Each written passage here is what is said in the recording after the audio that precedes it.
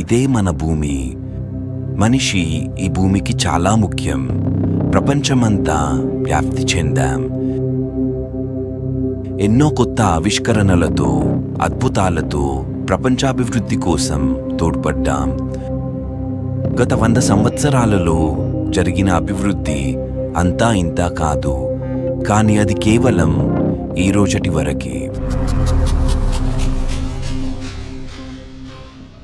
ఒక్క క్షణం ఎలాంటి హెచ్చరిక లేకుండా ఎక్కడ ఉన్నవాళ్ళు అక్కడే మాయమైపోతే అసలు ఈ ప్రకృతి ఎలా స్పందిస్తుంది? అసలు మనం లేకుండా ఈ ప్రపంచం ఉండగలదా? మనిషి లేని ఈ ప్రపంచం ఎలా మారిపోతుందో ఈ వీడియోలో మనం ఇప్పుడు చూద్దాం.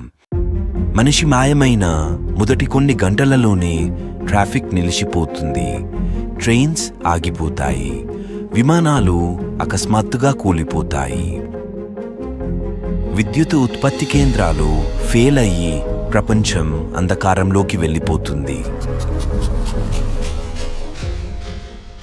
కొన్ని రోజులలోనే మనుషులు ప్రకృతి నుండి ఇన్ని రోజులు తీసుకున్న దానిని ప్రకృతి తిరిగి పొందడం ప్రారంభిస్తుంది. రోడ్లలోని పగుళ్లలో మొక్కలు ఎదుగుతాయి. భవిష్యత్తులో మనం ప్రయాణించిన రోడ్లు అడవులుగా మారుతాయి. భవనాల మధ్య చెట్లు పెరుగుతాయి. ఒకప్పుడు అడవులలో తిరిగే జంతువులు ఇప్పుడు స్వేచ్ఛగా నగరాల మధ్య తిరుగుతాయి.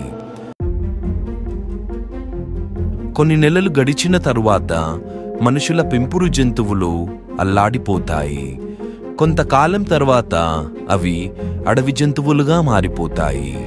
బలహీనమైనవి మాయమవుతాయి. బలమైనవి క్రూర ప్రపంచానికి అలవాటు పడతాయి. చెత్త ఎక్కడికక్కడ పేరుకొనిపోయి నగరాలు దుర్వాసనతో నిండిపోతాయి. ఫ్యాక్టరీలు క్రమంగా కూలిపోయి రసాయనాలు విడుదల అవుతాయి. పార్క్ చేసి ఉన్న వాహనాలు తుప్పు పట్టడం మొదలవుతాయి. రాత్రులు మరింత భయానకంగా మారి నిశ్శబ్దం, అడవి కళ్ళు మాత్రమే కనిపిస్తాయి. 1 సంవత్సరం తర్వాత మానవజాతి ఎంతో ఇష్టంగా కట్టుకున్న భవనాలు, గాజుల మేడలు, బ్రిడ్జులు కూలిపోతాయి. మొక్కలు ప్రతి చోటా పెరిగి నగరాలను అరణ్యాలుగా మార్చేస్తాయి. నీరు పరిశుభ్రమవుతోంది. మెల్లిమెల్లిగా జీవనోపాధి మెరుగుపడుతుంది. కొన్ని వందల నుండి వేల సంవత్సరాలలో మానవ నిర్మాణాలు క్రమంగా మాయమవుతాయి. ప్రకృతి మళ్ళీ ఆధిపత్యం చెలాయిస్తుంది. మనుషులు లేకపోయినా ప్లాస్టిక్ భూమిపై అలానే ఉంటుంది. ప్లాస్టిక్ వ్యర్థాలు కొన్ని వేల సంవత్సరాల పాటు భూమిపై మనుషుల ముద్రను వదిలేస్తాయి. కాలాలు మార్పు చెంది వర్షాకాలం 6 నెలలు కొనసాగుతుంది.